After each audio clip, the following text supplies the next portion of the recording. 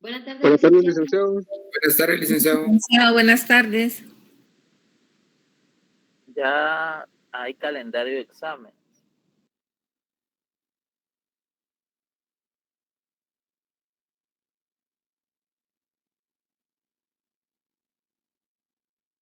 ¿Ustedes ya lo tienen el calendario? No, licenciado. No, Sí, a mí me está licenciado. llegando ahorita.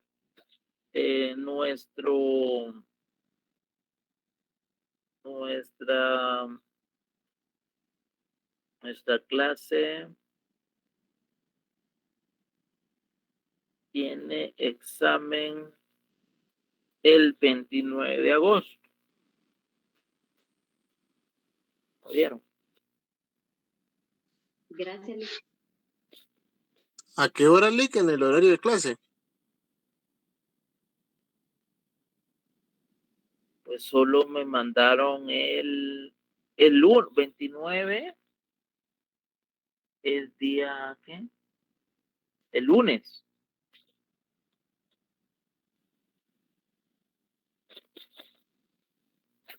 No es un día de clase.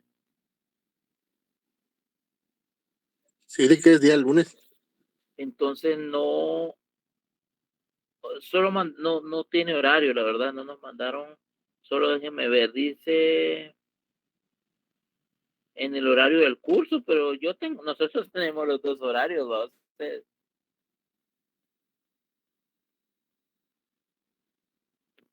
Que tenemos jueves, tenemos a las 5:30 y los viernes a las 7.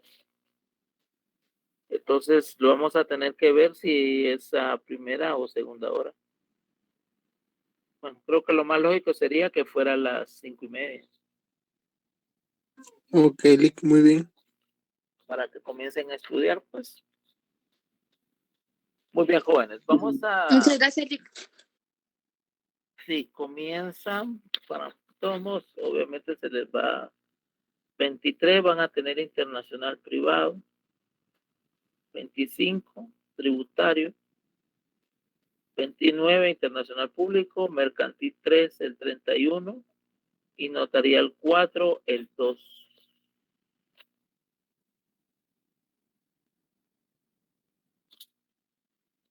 Muy bien. Estamos. ¿Dónde nos quedamos, jóvenes?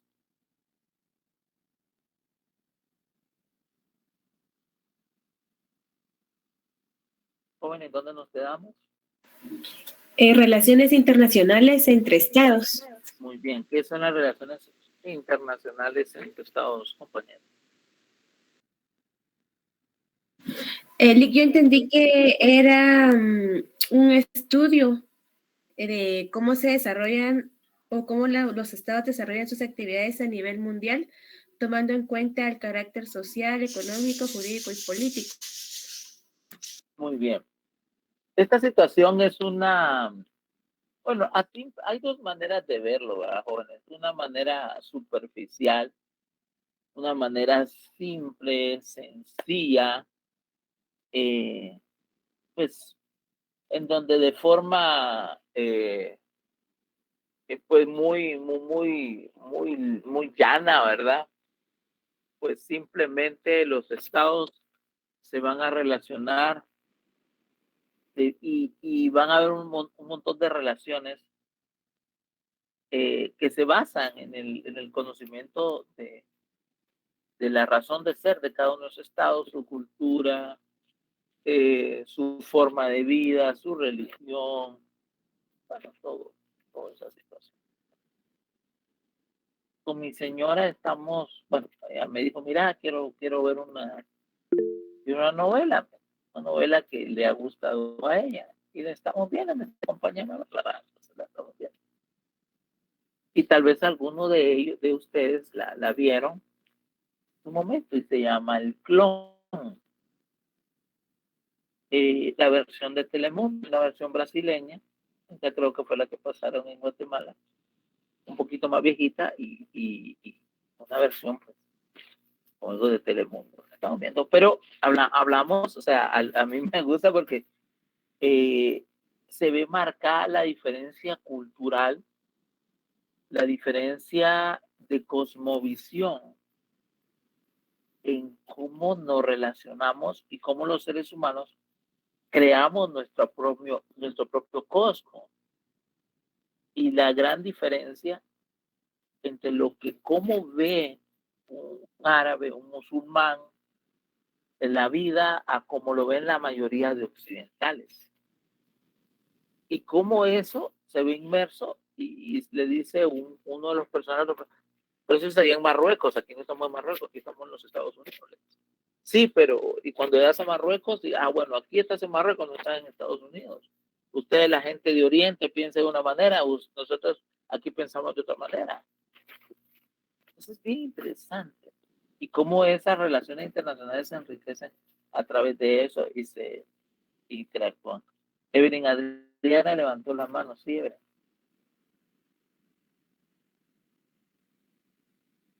Levanté la mano por accidente, licenciado, disculpe. Se accidentó, sí. Perfecto, yo pensé que iba a decir algo, pero bueno. Entonces, es importante, hay una manera, como digo, sencilla, simple, una manera, pues, así, ya, sin mayores complicaciones, pero una manera mucho más compleja y al momento de estudiar relaciones internacionales, uno puede observar ya no de forma simple, sino como esto hace que las relaciones de los estados se enriquezcan y cómo toman prioridades entre sí mismas para el beneficio común, o por lo menos, si no de todos, por lo menos de una parte de estos estados. También vimos la semana pasada lo relativo al Jus Cogens. ¿Qué recuerdas del Jus Cogens?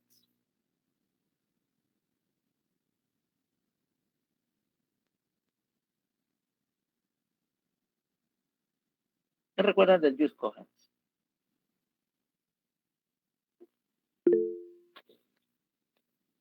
Sí, Mónica.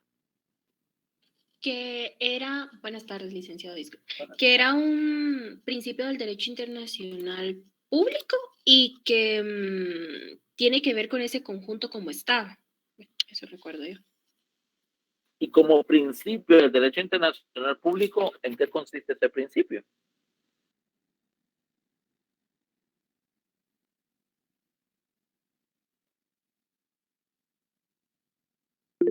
Eddie Lobos, Eddie. Ah, no, Evelyn.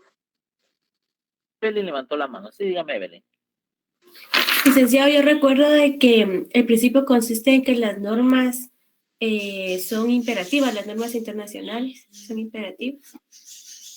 ¿Y qué implicación va? Gracias, compañera. Ahora le pregunto a usted, Evelyn.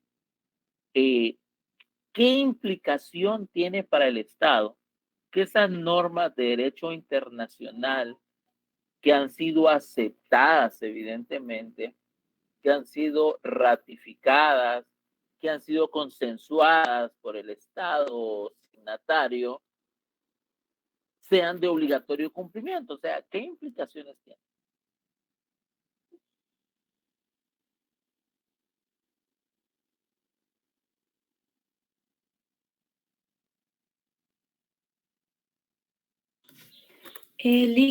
Según lo que yo entendí era de que al momento de aceptarlas, pues obviamente estábamos obligados a respetarlas. Exactamente. Y mire, pues cuando no hay problema, pues no hay problema, ¿verdad? Yo siempre he dicho, cuando todo está en paz, pues por exclusión, pues no hay problema. A mí me causa gracia cuando pues tengo personas en el despacho o me llaman y me dicen, mire, fíjese que pues estoy haciendo un negocio, somos de confianza, yo mire, hay que poner estas consignas, sí, pero es que hay confianza, nos llevamos bien en los negocios. ¿Por qué está la participación del profesional?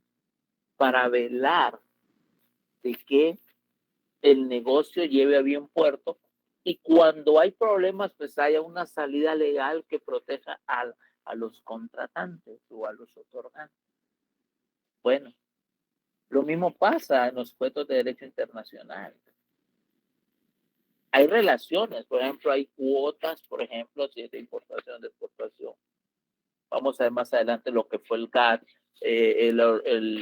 la OMC, los problemas del GATT y cómo realmente se deben de poner parámetros. Pero estos parámetros o normas deben de ser lo suficientemente fuertes pues, para que sean respetados. Porque si no se hacen respetar, pues dejan de ser fuertes, dejan de tener ese carácter coercible que es importante dentro del derecho. Algo interesante, jóvenes, es que contrario al derecho interno, el derecho internacional público no es heterónomo. Poco se ha hablado de esta situación o de este carácter, pero el carácter de las normas de derecho internacional público, aunque son de obligatorio cumplimiento, no son heterónomas, sino que son el resultado del consenso. Son el resultado del consenso de los estados. Es como que usted y yo nos pongamos de acuerdo, en cómo nos vamos a gobernar y vamos a aplicar las normas. La compañera María Alejandra Reyes hace relación al artículo 53, donde indica que define el Just Code como el conjunto de normas imperativas de derecho internacional general establecidas por la comunidad. Ahí viene el punto que yo estoy remarcando ahorita. No son puestas contrario a nosotros. Nuestras normas ordinarias, por ejemplo, ¿quién las dicta? ¿Quién las dicta, jóvenes?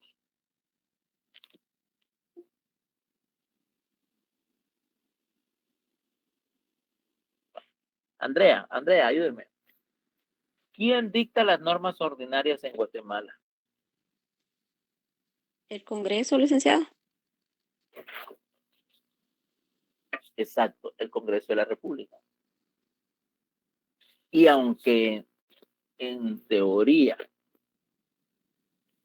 el Congreso de la República nos representa porque votamos por los diputados, sabemos que no es tan así, pues, sino que es el fruto de un sistema democrático de poca participación. Pero ese es un tema aparte. Pero dentro del derecho internacional, pues los estados, como sujetos de ese derecho internacional, se ponen de acuerdo.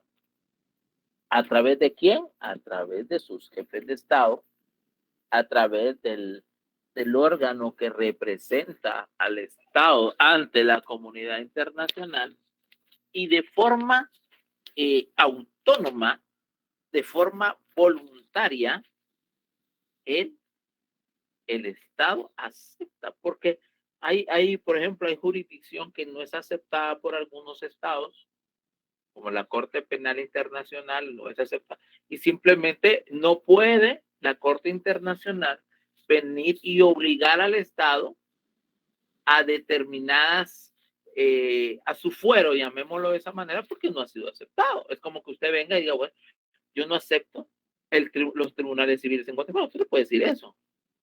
¿Por qué? Porque la ley se extiende a todos, le guste o no le guste a usted. Pero los estados sí tienen esa capacidad dentro del derecho internacional.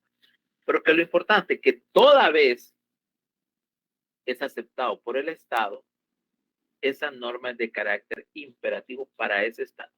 Se aceptó el fuero, de la Corte Interamericana de Derechos Humanos, se aceptó el fuero de la Corte Internacional de Justicia, se aceptó el fuero de la Corte Penal Internacional, entonces acepta esa jurisdicción y se somete, según el Pacta Sunt Servanda, se somete a esa ley, se somete a ese pacto. Por eso muchos tratados, incluso de derechos humanos que tenemos aquí en Centroamérica o en América, pues se llama pacto, se le llama pacto de San José. ¿Sí? Se le llama de esa manera porque es precisamente eso lo que se está haciendo, un pacto. Y recordemos que la palabra pacto tiene que ver con la palabra contrato. Sí. Bueno, vamos dejando este tema. ¿Hay alguna duda? ¿Tienen algún comentario, alguna duda? Porque ya les dije, ya viene el examen y pues se les puede poner, obviamente, se les va a poner preguntas, ¿no? Directas, son un par de cuestiones de carácter también práctica para que ustedes las resuelvan. Y pues la idea es que ustedes estén preparados para el examen. ¿Tienen alguna pregunta?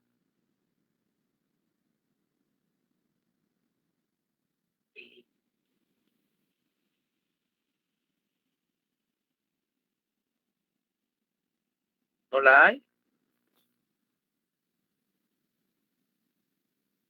Bueno, no la hay. Hoy vamos a seguir viendo lo relativo al curso y vamos a ver, perdón, vamos a ver lo que es la reunión de jefes de Estado y la importancia de esto. ¿Sí?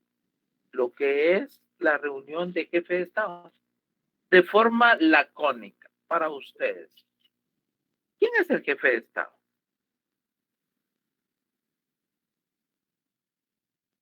El presidente. El presidente. Eso es en un país republicano como nosotros. ¿Qué otras definiciones o qué otras denominaciones, dicho de una mejor manera, tenemos con relación a los jefes de Estado? O dicho así, ¿de qué otra manera se les llama? Primer ministro, ¿Cómo? primeros ministros, Primer ministro. En Francia, Canciller. ejemplo, ¿dónde se le denomina canciller? En Alemania. En Alemania. En Inglaterra o la Gran Bretaña se le denomina el primer ministro. En Israel se le llama primer ministro. En Francia se le llama primer ministro. Y es interesante porque en Francia también hay presidente, pero quien ejerce las labores de jefe de Estado no es el presidente, sino que es el primer ministro. En España, por ejemplo, hay un rey, pero ese rey es honorífico. Quien realmente detenta o ejerce el poder es el primer ministro. ¿Sí? Entonces, esto trata de la reunión de jefes de Estado con independencia de la denominación que se le dé en el país en particular, ¿sí? Les voy a presentar un video, espero que se escuche, pues la verdad es que nunca he presentado videos en clases. ¿A usted ya le han presentado videos en clases? No. Sí, licenciado. Si se escucha. Dale. Ok, entonces yo de plano sí se ve. Voy a compartir la pantalla. En el tiempo que esté compartiendo no voy a dejar entrar a nadie, obviamente. A veces, bueno, usted no tienen grupos de chat, pero a veces cuando he tenido grupos de chat dicen que no me deja entrar, que no, pero a veces cuando estoy presentando evidentemente no voy a dejar entrar a nadie, ¿sí? Entonces voy a presentar mi pantalla y pues vamos a ver un video sobre las decisiones, las cumbres y las decisiones y la preponderancia de lo que son los jefes de Estado, ¿sí? Vamos a ver.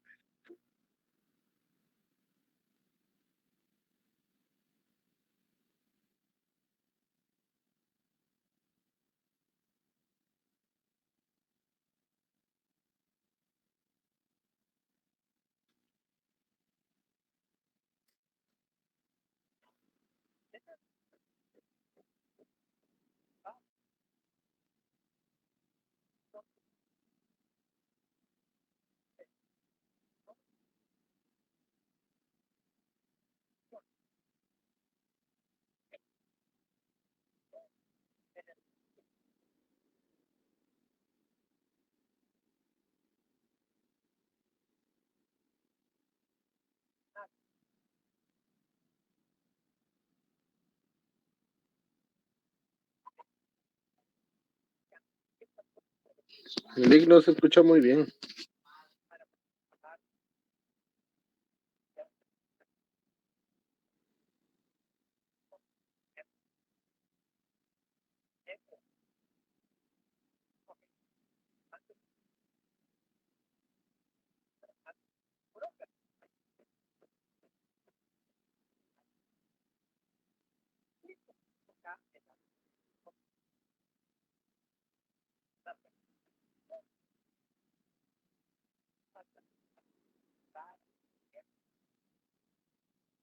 ¿No se escucha?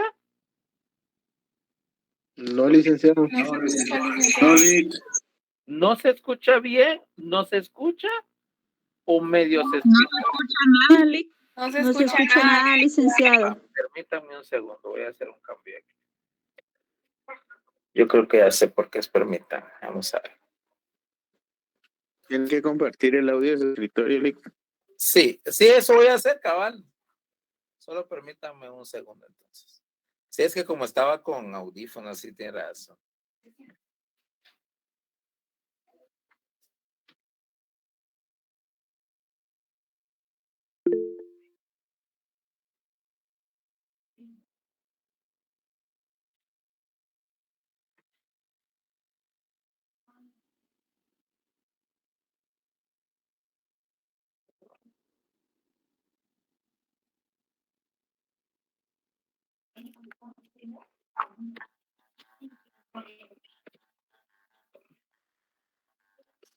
Ahí sí lo logran escuchar.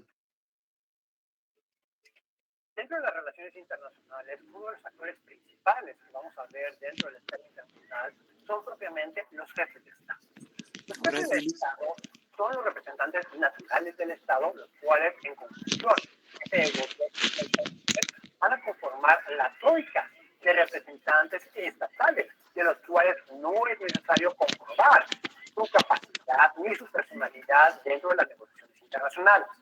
Justamente la Convención de Viena sobre el Derecho de los Tratados, claramente en su artículo número 7, numeral 2, indica que esta troika de funcionarios van a tener plenos poderes para participar dentro de la negociación de un acuerdo internacional, y estos en adición con lo que serían los embajadores acreditados dentro del territorio extranjero, así como aquellos representantes permanentes acreditados ante un organismo internacional, propiamente se van a considerar como los representantes estatales naturales. Aquí la importancia de la representación del jefe de Estado es que el mismo es la personificación del Estado en sí. En otras palabras, en él va a recaer lo que sería la soberanía nacional cuando estamos hablando de los regímenes monárquicos, en otras palabras, en el rey, y en aquellos regímenes republicanos, propiamente la soberanía reside en el pueblo, el cual decide elegir democráticamente a dicho representante, el cual va a hablar en voz de esa nación. Dicho esto, pues hoy en día, con el uso de redes sociales, justamente con los medios digitales en este ambiente de globalización, pues vamos a ver que muchas veces se ha perdido el sentido y la importancia de los pronunciamientos oficiales por parte de los jefes de Estado.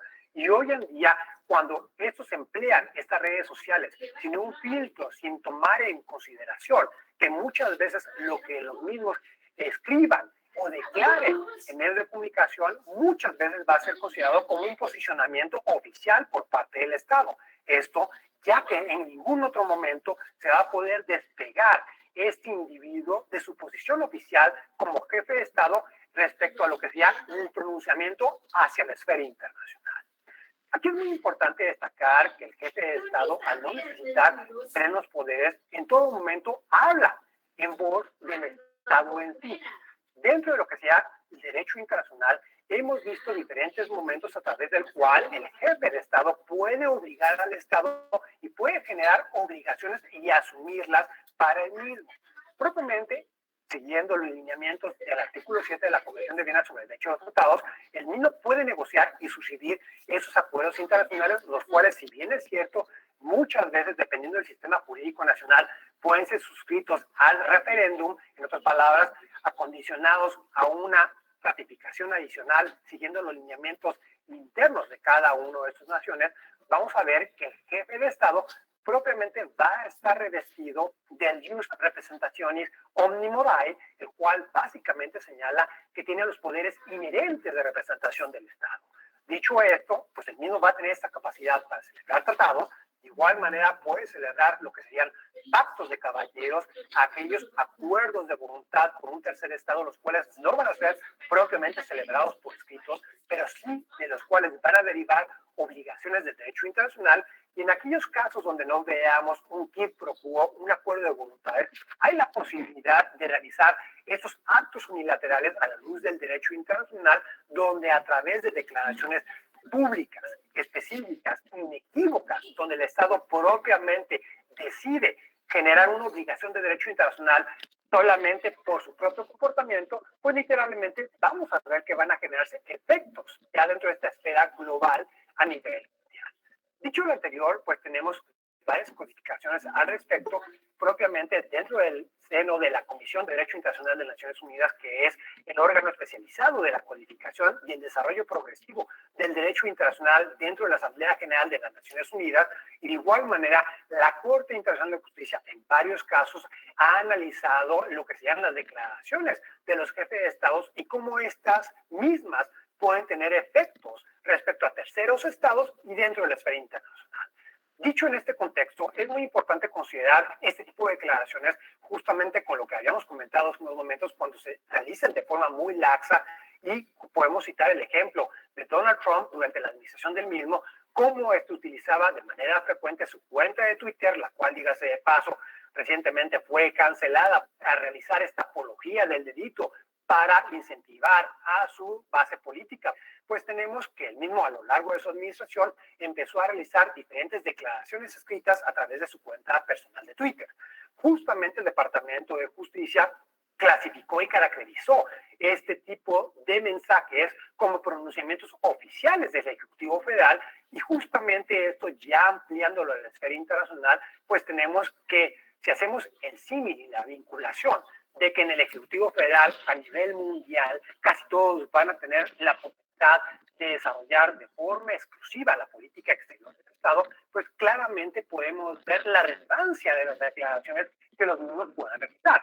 Justamente a partir de este tipo de declaraciones tuvimos hace ya varios años un caso en el seno de la Organización Mundial del Comercio, donde propiamente el gobierno de Estados Unidos demandó al gobierno de Japón en el caso que fue conocido como Kodak versus Fuji, ya que el gobierno japonés, a través de instrucciones emitidas por parte de uno de sus ministerios de economía, pues propiamente incentivaban a la población en general, a sus empresas, para poder favorecer a sus productos nacionales. Dicho esto, pues teníamos ya un trato discriminatorio respecto a los productos estadounidenses, especialmente los productos de la compañía estadounidense Kodak, los cuales muchas veces estaban siendo desplegados al interior de las tiendas de autoservicio, justamente en la parte inferior de los anaqueles, en la parte trasera de los mismos. En cambio, los productos japoneses de la compañía Fuji estaban justamente en el peldaño, donde eran mucho más visibles en la parte de enfrente. Entonces, aquí se volvió muy interesante cómo el órgano de resolución de disputas de la Organización Mundial de Comercio básicamente determinó que aun cuando no teníamos propiamente una directriz o una ley donde claramente hubiera esta discriminación hacia los productos extranjeros, sí había un peso específico dependiendo de la cultura legal de cada uno de los países, donde las personas, sus instituciones propiamente iban a hacerle caso a este tipo de pronunciamientos. Entonces, dicho esto, cuando veíamos los pronunciamientos que hacía Donald Trump,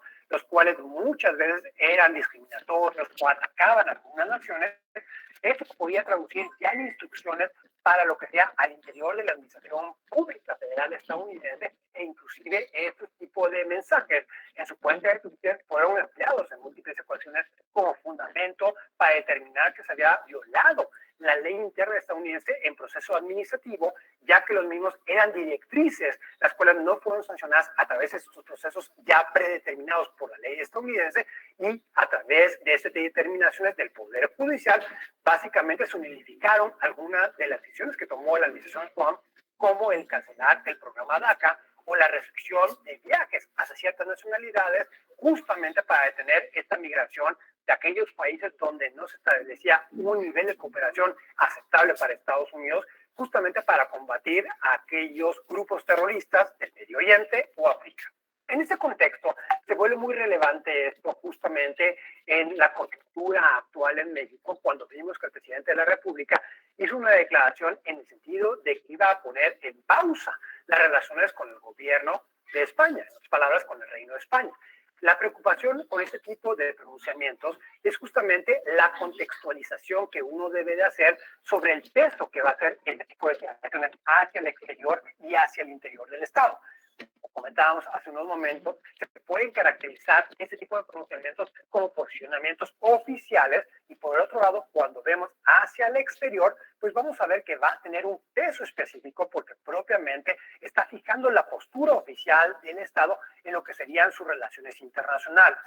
Dicho lo anterior, cuando estábamos viendo que se podía pausar la relación entre México y España, pues eso puede tener una afectación ya en el ámbito jurídico, en el ámbito legal, respecto a las inversiones extranjeras que tenemos en México de España, especialmente porque España, por todos los antecedentes históricos en la región, pues propiamente representa el segundo grupo nacional con mayor inversión extranjera directa en territorio mexicano, después, obviamente, de nuestro socio comercial principal, que sería Estados Unidos. Entonces, si tomamos en cuenta esto, donde muchas veces el poner en pausa en el argot diplomático no existe, pero el más cercano podría ser el suspender relaciones diplomáticas o bajarlas de nivel, pues eso podría tener una afectación y muchas veces se le puede asemejar a lo que sea el reconocimiento de gobiernos, que es una figura de política exterior que ya hemos comentado en ocasiones anteriores, que la política exterior mexicana, especialmente como esta tiene un apego a la doctrina Estrada, va a repudiar por considerar como algo indignante respecto a la soberanía nacional de cada uno de los estados. Justamente esto también lo habíamos comentado como respecto a ciertos regímenes, cuando un estado decide no cooperar con un nuevo gobierno que ha surgido de un movimiento revolucionario o de una cuestión electoral cuestionable, pues los estados van a sancionar y van a decidir no reconocer a dicho gobierno y justamente esto es lo que va a impedir una relación de cooperación y coordinación tan estrecha como cuando tenemos una relación ordinaria o una relación especial como la que México pudiera tener con sus socios comerciales. Dicho lo anterior, pues sí se vuelve preocupante la caracterización que pueda realizar el pronunciamiento de un jefe de Estado, porque justamente esto puede llegar a afectar desde un punto de vista discriminatorio la relación, ya que los nacionales del tercer Estado que están viendo afectado justamente en el uso y el ejercicio de sus derechos a la luz del sistema jurídico interno. Justamente por eso, en la solución de controversias en materia de inversión extranjera, uno de los argumentos más efectivos es justamente la violación al principio del trato justo y equitativo, donde veríamos que ciertas nacionalidades están recibiendo un trato inferior a lo que sería el trato nacional respecto a una circunstancia normal donde otros inversionistas estuvieran invirtiendo dentro del territorio receptor. Dicho lo anterior, pues tenemos el por qué el gobierno de España pues reaccionó ante las declaraciones del presidente mexicano para preguntarle a la Cancillería oficialmente sobre qué significaba el término empleado de pausar la relación entre México y España. Si bien es cierto, el gobierno de México clarificó la posición, a mí también resulta muy interesante ver la decisión de la Corte Internacional de Justicia en el caso entre Burkina Faso y Mali, donde claramente, aun cuando el presidente de estos países había hecho una declaración en una entrevista informal, justamente había que interpretar dichas declaraciones en el contexto en el cual fueron realizadas, determinar cuál es el contenido de las mismas y también valorar si el Estado y el jefe de Estado había hecho esas declaraciones con la finalidad de generar una consecuencia jurídica o generar una obligación para el Estado en sí. Entonces, poniendo en contexto este criterio ya legal, también el resultado del trabajo de la Comisión de Derecho Internacional de las Naciones Unidas, es muy importante sí discriminar aquellas declaraciones que pueden hacer los jefes de Estado de forma informal, donde literalmente pueda ser una mera declaración de carácter político, a aquellas declaraciones donde realmente puede tener un efecto legal dentro de la esfera internacional o al interior del Estado. En ese sentido, bueno, las declaraciones que se pueden hacer en conferencias de prensa sí hay que contextualizarlas, porque también tenemos el otro caso, en el caso de pruebas nucleares entre Australia, Nueva Zelanda y Francia, donde el presidente francés había hecho una declaración pública inequívoca, donde claramente se le llevaba una obligación de derecho internacional, donde el Estado francés se obligaba a no realizar ya pruebas nucleares futuras en los territorios aledaños a Australia y Nueva Zelanda. Entonces, a partir de dicha declaración, donde claramente sí había una voluntad de generar esta obligación de derecho internacional, pues tuvimos que la Corte Internacional de Justicia desestimó el caso, claramente al ya no haber una litis de controversia. Entonces, en el contexto actual, sí es muy importante, primero, el reconocer que los jefes de Estado van a tener la representación natural del Estado, en otras palabras, son la personificación del Estado en sí para la esfera internacional. Segundo, las declaraciones que los mismos van a realizar no se pueden considerar como declaraciones a título personal, sino que en todo momento van a representar al Estado, van a ser la vocalización de la soberanía nacional de ese Estado en concreto. Tercero, que dentro del derecho internacional vamos a ver que estas declaraciones sí pueden tener consecuencias jurídicas, ya que se pueden configurar elementos a partir de los cuales se puede concluir que se ha generado una declaración unilateral del Estado, o los otros supuestos de que este acto que realice el jefe de Estado puede expresar la voluntad del Estado en sí para obligarse o suscribir un tratado, o, en otras palabras, puede realizar este acuerdo, ahora de manera oral, a través de la celebración de un pacto de caballeros. Un cuarto elemento que hay que considerar es propiamente el análisis per se de las declaraciones en sí mismo, para poder valorar si las mismas van a generar efectos a nivel internacional o efectos a nivel interior, porque también viene la otra vertiente donde estas declaraciones pueden ser consideradas como posicionamientos oficiales que se pueden traducir en instrucciones administrativas hacia el interior del Estado, y a partir de estas, en caso de que haya un comportamiento o un revir administrativo por parte de los diferentes órganos de gobierno al interior del Estado, pues aquí también puede haber una afectación hacia lo que sería el exterior o hacia los extranjeros, que pudieran ser inversionistas extranjeros dentro del territorio del Estado. En conclusión, podemos afirmar que los jefes de Estado van a tener un rol muy importante hoy en día, y justamente en este contexto es muy importante y es vital el que tenga una conciencia de la importancia que los mismos tienen para la esfera internacional. Muchísimas gracias por su atención. No olviden darle al video, dejar sus comentarios y suscribirse al canal. Hasta la próxima.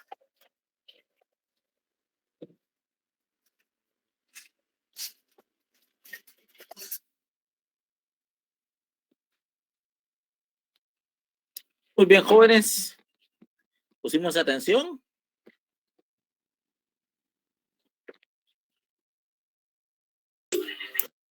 Jóvenes, ¿todavía están ahí o ya? Sí. Va. Pero permítame un minutito, permítame, te regreso con ustedes, permítame.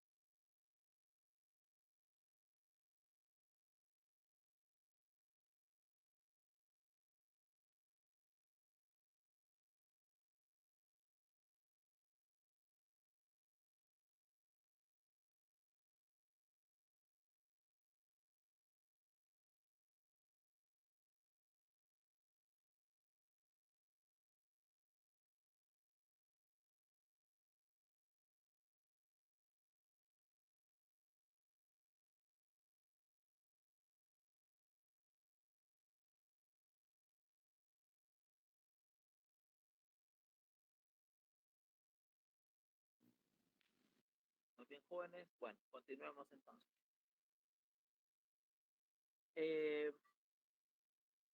Yo les voy el link de la pequeña exposición, yo se lo voy a compartir en el muro para que ustedes lo tengan, porque hay varias partes ahí bien importantes que van a entrar dentro del examen. Y hay 3 puntos fundamentales que yo quiero que los tengan claros. El primero de ellos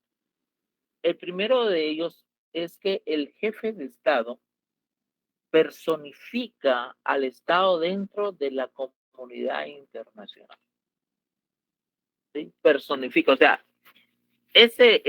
por ejemplo, en el caso de nosotros, a nivel internacional, ¿quién nos representa o quién personifica a Guatemala? ¿Quién es? El presidente, el doctor Alejandro Yamatei. Doctor Alejandro Yamatei. Fíjense que es interesante porque dentro de la comunidad internacional, no dicen el presidente o no dicen el doctor Yamatei. Ellos dicen Guatemala. Cuando los cancilleres votan o el representante vota, ya sea en el seno de la OEA o vota en el seno de las Naciones Unidas o en cualquier foro, panel o como queramos llamarle, en donde hay representación internacional, pues no son las personas, sino que son los estados. Ha habido a veces dentro de la comunidad internacional fenómenos bastante interesantes. Ustedes hoy por hoy, aunque ha mermado bastante, sabemos lo que ha pasado con Venezuela. En Venezuela sabemos que el presidente Nicolás Maduro, pues para mí, un presidente, para mí, ya desde el punto de vista muy particular, ilegítimo, un presidente que o sea, no refleja la democracia, porque pues hay muchas. La democracia no es simplemente montar una elección, sino que el espíritu de la democracia se imponga, no solamente en letras, sino en la verdad, en la realidad, en el aspecto fáctico. Entonces, y llegó un momento donde hace algunos años, ustedes recordarán que surgió este señor Guaidó, ¿sí?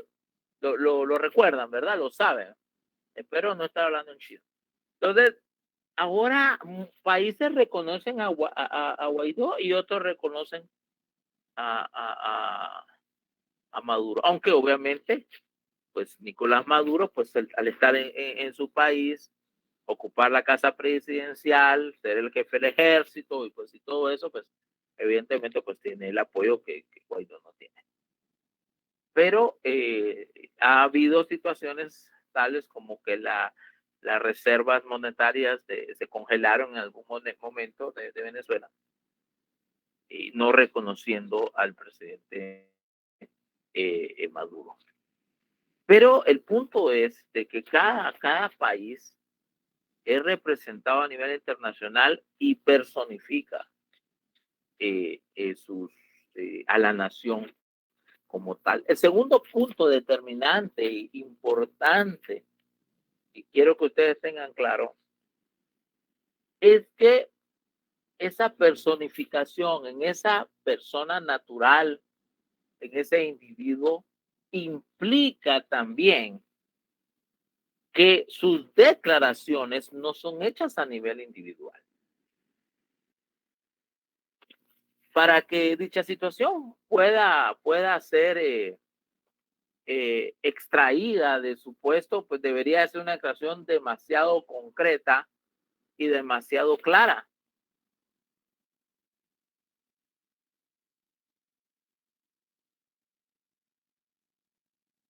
Demasiado concreta y demasiado clara como para poderse alejar, por decirles algo, decir, bueno, yo como presidente en este momento no voy a hablar como presidente, sino que voy a hacer un punto de vista totalmente como un ciudadano de acá.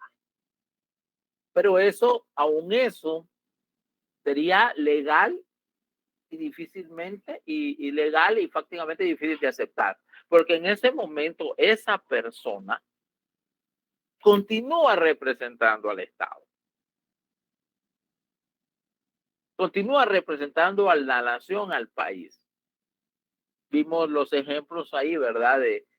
De López Obrador, de Donald Trump, de cómo esas declaraciones traen implicaciones para la nación, el país que él está representando. Y cómo son sujetos también de investigación, como lo fue el presidente Trump en su momento. Entonces, ese segundo aspecto es bien importante. Y por eso, ser presidente es una labor nacional muy importante, vital para la nación, pero vital a nivel internacional. Jóvenes, cuando vengan las elecciones, que ya, pues, gracias a Dios, no sé si gracias a Dios o no, pero vienen pronto, ojo con por quién se vota. Ojo. Que sea una persona que realmente, pues, no ponga en vergüenza a la nación, sino una persona que sí pueda dar el reflejo, como uno elige a alguien que lo refleje. Un representante es un reflejo de uno realmente. De hecho, le dicen mandatario. Yo me recuerdo cuando estaba en la facultad, decían, bueno, jóvenes, ¿por qué usan la palabra mandatario? No tiene absolutamente nada que ver con la labor del presidente. Usando una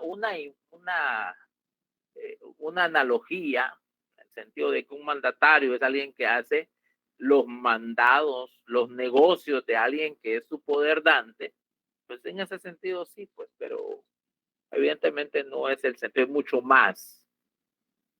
Pero el mandatario es alguien que lo representa a usted y a mí, y representa a Guatemala. ¿Sí? Entonces, a nivel internacional, bien, es algo que realmente no le ponemos importancia, porque primero, evidentemente, pensamos en nuestros problemas internos. Pensamos en nuestras necesidades, en nuestras falencias como nación, en nuestras falencias como sociedad. Pero también debemos de pensar de alguna manera en esto, aunque sea en un segundo lugar. Y el tercer punto es que los acuerdos, independientemente que sean al referéndum, los acuerdos, tratados, pactos de que firmen los signatarios, que emitan los dignatarios de la nación, pues van a vincular a la nación a esto. ¿Sí? O sea, son vinculantes. Les digo, con independencia de que sean al referéndum, porque si son al referéndum, pues no importa, porque todos se obliga a poner del conocimiento y del proceso interno aquel acuerdo, aquel tratado, aquel convenio, aquel pacto, como queramos llamarle, para que pueda ser parte del Estado que ha emitido la declaración. Entonces, como les repito, es bien importante, por eso escogí esta pequeña reseña, no es una conferencia, una reseña de la labor de los jefes de Estado y su vinculación dentro de la comunidad internacional, a efecto de que nosotros podamos tenerla como parámetro, ¿verdad? Que podamos tener la claridad. Yo sé que incluso no a todos les gusta. Incluso vivimos en una época donde a veces, pues, algunos nos abstraemos hasta de las noticias, ¿verdad? Yo me recuerdo que más joven me sabía los nombres de los presidentes de Centroamérica y casi de toda América. Hoy, si ustedes me preguntan, pues la verdad, pues ya solo sé de Guatemala y de países más. Pero si ustedes me preguntan quién es el presidente de Honduras, yo no sé quién es el presidente de Honduras. Ni siquiera sé quién es el presidente de Costa Rica. ¿Por qué? Porque vivimos en en un tiempo diferente donde el exceso de información sobrepasa nuestro interés y de dicha cuenta, en vez de motivar, pues ahora nuestro interés está, nosotros mismos creamos nuestra propia, a veces, programación, ¿verdad? Ahora con YouTube, con tantas plataformas de películas, pues hasta el cable ha quedado en muchos hogares ha quedado relegado a un segundo plano, ya no digamos la televisión nacional. Entonces nos abstraemos un poco, hay un poco de abstracción con relación a los temas internacionales, pero nosotros en nuestra labor profesional sí debemos de pues tener los elementos principales, aquellos elementos fundamentales, ¿verdad? De lo que es el derecho internacional, cómo funciona, porque dentro de nuestra labor no sabemos en qué momento pues llegaremos a tener algún tipo de relación con esto. ¿Hay alguna pregunta, jóvenes, o algún comentario?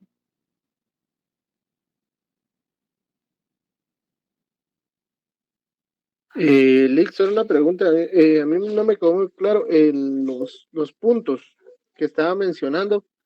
El punto 1, el jefe de Estado personaliza al Estado dentro de la comunidad internacional. El punto 2, sus declaraciones son hechas a nivel individual. Y el punto 3 fue el que me quedó un poco no muy claro. Sus declaraciones no son hechas a nivel individual. No pueden ser tomadas a nivel individual. El punto 2.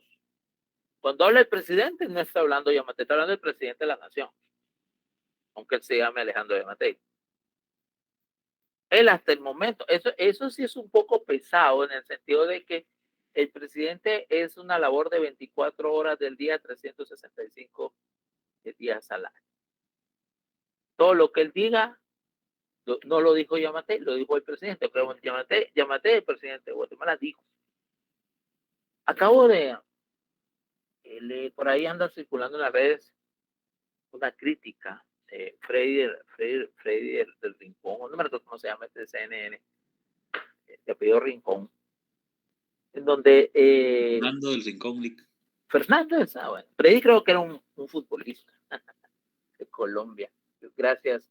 Pues anda circulando un video en donde este Rincón pues trajo a colación una entrevista cuando era candidato a Yamatei. Dijo, no, yo voy a ser un presidente que voy a gobernar en armonía con los medios de comunicación, porque alguien que no se comunica, entonces no gobierna, y bueno, un montón de promesas y cosas que dice. Y entonces este señor Fernando dice, bueno, señor, aquí ha pasado el tiempo, usted no viene, no acepta invitaciones, no de entrevistas, está gobernando o no. Entonces, ¿por qué cambio? Bueno, porque cuando Yamatei era un candidato, estaba hablando Yamatei. Pero ahora cuando hable ya no va a ser Yamatei, sino va a ser el presidente. Entonces ya él ya no se quiere exponer, porque todo lo que él diga, él lo va a decir como presidente. Y va a tener que dar cuenta de su labor como presidente. Ahí está donde está el problema. Segundo punto, joven, que quede claro, no está, que todas sus declaraciones no son personales, sino que son públicas, está representando el Estado. Y lo tercero, que tiene que ver con lo segundo, es que sus decisiones son vinculantes. ¿Sí? O sea, si por ejemplo, Alejandro Yamatei, en un arrebato de locura, de enojo, de ira o lo que sea, dice, bueno, Guatemala va a recuperar Belice. ¿Qué creen ustedes que pasaría en una conferencia de prensa o en un comunicado o en una entrevista, cosa que él no entrevista realmente? Él dice eso. ¿Cómo se tomaría, cómo interpretaría la comunidad internacional eso?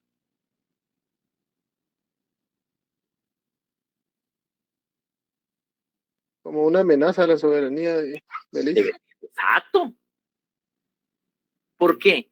Porque él, dos cosas, no está hablando a título personal, sino que está hablando al presidente. Y en segundo, bueno, y en el otro aspecto, que es el tercero, sus decisiones, sus aseveraciones son vinculantes. Quiere decir que él está o va a hacer lo posible. ¿Para qué? Para retomar la soberanía, para retomar el territorio belice que le corresponde a Guatemala. Por eso es que ser presidente, yo les he dicho, no sé si he usado esa palabra con ustedes, lo he usado en otros cursos, digo, mire, el presidente debe ser un estadista, el jefe de Estado debe ser un estadista. Guatemala, y creo que Centroamérica, no ha tenido estadistas. No sé si Bukele es estadista, no sé, es para mí buen presidente, para mí con defectos, virtudes, pero diferente. Él ha tratado de hacer cosas que sus antecesores no han hecho. Entonces, ¿verdad? Entonces, ese es el tema. Lo que él diga, la palabra de Trump, palabras de López Obrador, palabras del presidente de Francia, fueron los ejemplos que el comentarista o el conferencista utilizó. Entonces, estas tres situaciones son bien importantes que las manejen. ¿Sí? Esos tres elementos que yo les acabo de decir. Manéjenlos y entiéndanlos, ¿verdad? Es parte de lo que es la manera y la forma en que funciona el jefe de Estado dentro de la comunidad internacional. ¿Alguna otra pregunta?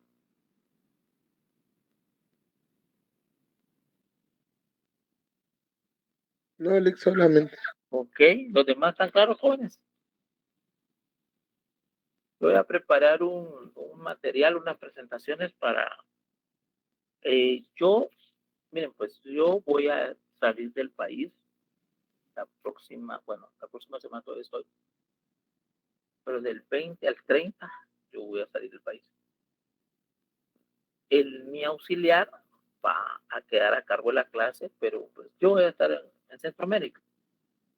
Entonces voy a monitorear toda la situación y su examen. Yo les voy a preparar unas diapositivas. Realmente no es mucho el material, ustedes saben. Les dije que no es una cátedra o una clase que deba ser pesada, pero sí tenemos que manejar los conceptos fundamentales, ¿verdad? Entonces, cuando entren a clase, por favor, siempre esa atención y pues manejemos esos conceptos fundamentales, ¿verdad? Vamos a seguir avanzando obviamente a lo largo de las clases, pero como les repito, es una clase para que ustedes pues tengan un conocimiento general, no es una clase fundante. En el privado no se les va a preguntar mayor cosa o casi nada de esto. Hay tanto que preguntar en un privado de penal, de notariado, de procesal civil, de mercantil, de civil como tal, o sea, tanto que no les van a preguntar sobre las labores del jefe de Estado, pero es parte de lo que como conocimiento general de abogados debemos de tener.